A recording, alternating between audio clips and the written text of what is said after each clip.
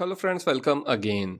मैं हूं अर्पित और आज हम हिंदी साहित्य का बीए थर्ड सेमेस्टर का पेपर डिस्कस करने जा रहे हैं। ये एग्ज़ाम अभी 2-3 दिन पहले ही हुआ है और ये पेपर डिस्कस करने के पीछे मेरा ऑब्जेक्टिव इतना ही है कि अभी बहुत सी यूनिवर्सिटीज़ में पेपर नहीं हुए हैं, तो आप लोगों को एक अच्छा मॉडल पेपर और इम्पॉर्टेंट क्वेश्चंस मिल जाएं। तो जैसा कि आप देख सकते हैं कि ये हिंदी लिटरेचर पेपर फर्स्ट है, यानी कि हिंदी गद्य है, जो कि थर्ड सेमेस्टर का पहला पेपर है या बीए सेकेंड ईयर का पहला पेपर है। एग्जामिनेशन ये 2023-24 के सेशन का है।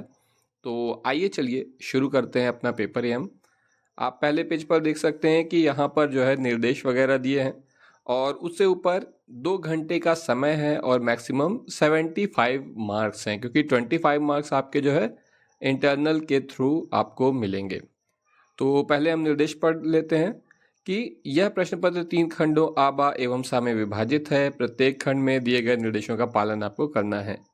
खंड आ बा एवं सा से क्रमशः 9, 36 और 30 अंक हैं। ठीक। अभ्यर्थी प्रश्नों के उत्तर क्रमानुसार लिखें। यानी कि देखो, आप लोग पूछते भी है ना कि एग्जाम में हम किस तरीके से लिखें, कैसे पेपर सॉल्व करें। हमेशा एक क्रम से चलिए। सबसे पहले खंड आ, फिर बा और फिर सा, एक क्रम से चलते चलिए। यदि किसी प्रश्न का कोई भाग हो, यानी किसी प्रश्न के अगर कई भाग हों, तो उसके उत्तर एक ही तारतम्य में लिखे जाएं। तो सबसे पहले हम खंड आ में आ रहे हैं, जो कि अति लघुत्तरीय प्रश्न है। इस खंड में केवल एक प्रश्न है जिसके 5 उप प्रश्न हैं। प्रत्येक उप प्रश्न 3 अंकों का है। इस खंड से किन्हीं 3 उप प्रश्नों के उत्तर आपको देने हैं। प्रत्येक उप प्रश्न की शब्द सीमा 50 शब्द है। 50 शब्द मतलब समझ लीजिए कि अधिक से अधिक आधा पेज। तो चलिए देखते हैं क्वेश्चन।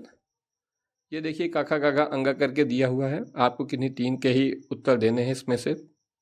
पहला हमारा क्वेश्चन है कि हिंदी की पहली कहानी और कहानीकार का नाम लिखिए। आपको बताना है कि हिंदी की पहली कहानी किसे माना जाता है और उसको लिखने वाले लेखक कौन है, यानी कहानीकार कौन है।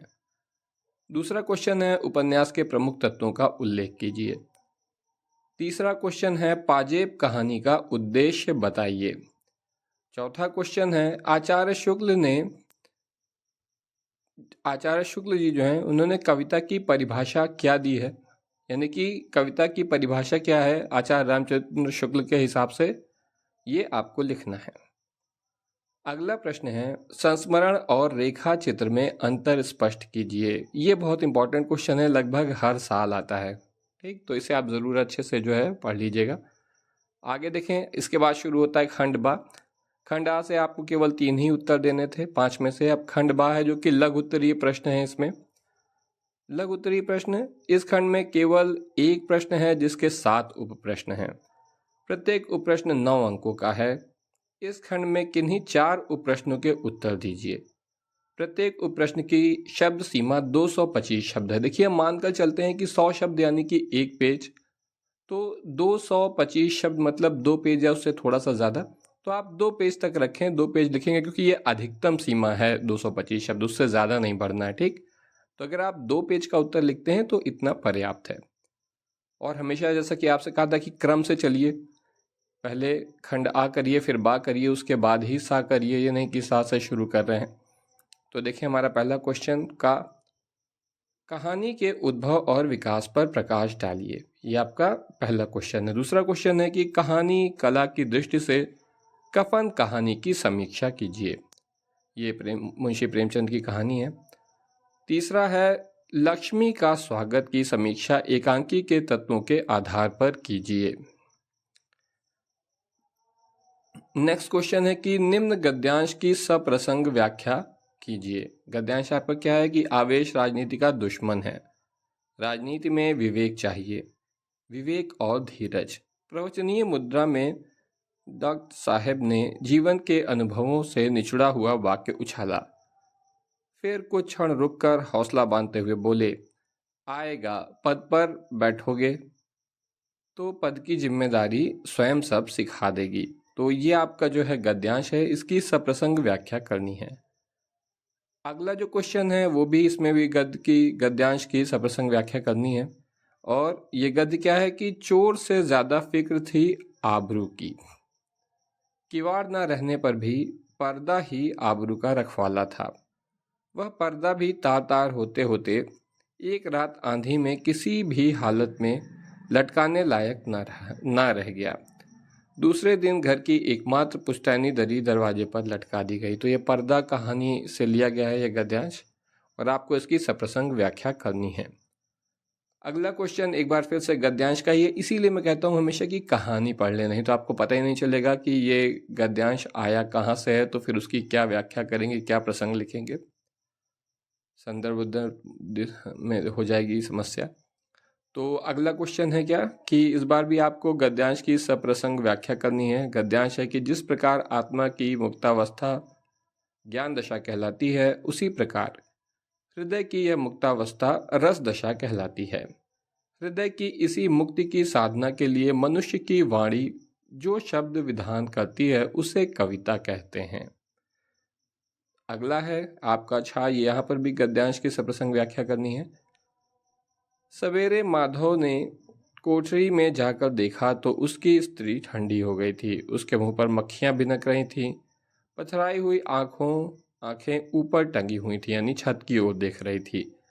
सारी देह धूल से लथपथ थी। उसके पेट का बच्चा मर गया था। तो ये भी जो है आपका छा है। इस तरीके से आपका अब एक नया खंड शुरू होता है, खंड 7, जहाँ पर दीर्घ उत्तरीय प्रश्न है। इस खंड में केवल एक प्रश्न है जिसके 4 उप प्रश्न हैं। प्रत्येक उप प्रश्न 15 अंकों के हैं, यानी हर एक क्वेश्चन यहाँ पर 15 अंकों का है। इस खंड से किन्हीं 2 उप प्रश्नों के उत्तर आपको देने हैं। प्रत्येक उप प्रश्न की शब्द सीमा 475 शब्द है, यानी किसी भी हालत में आपको इसका उत्तर 5 पेज से अधिक नहीं लिखना है। अगर आप 4 पेज भी लिखेंगे तो इतना पर्याप्त है। आगे देखते हैं अब क्वेश्चन। यहाँ पर केवल आपको 2 क्वेश्चन ही अटेम्प्ट करने हैं इसमें से। तो पहला क्वेश्चन है कि महाभोज उपन्यास के चरित्र योजना और भाषागत विशेषताओं पर प्रकाश डालिए। दूसरा क्वेश्चन है कहानी कला की दृष्टि से कफन कहानी की समीक्षा कीजिए।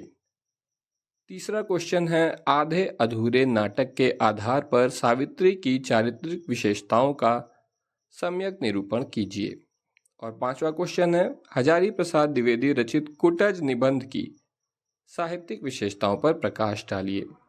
देखिए, आप कफन ज़रूर पढ़िएगा अच्छे से, उससे आप देख सकते हैं कि इसी क्वेश्चन में, इसी मतलब पेपर में 2 क्वेश्चन आए हैं।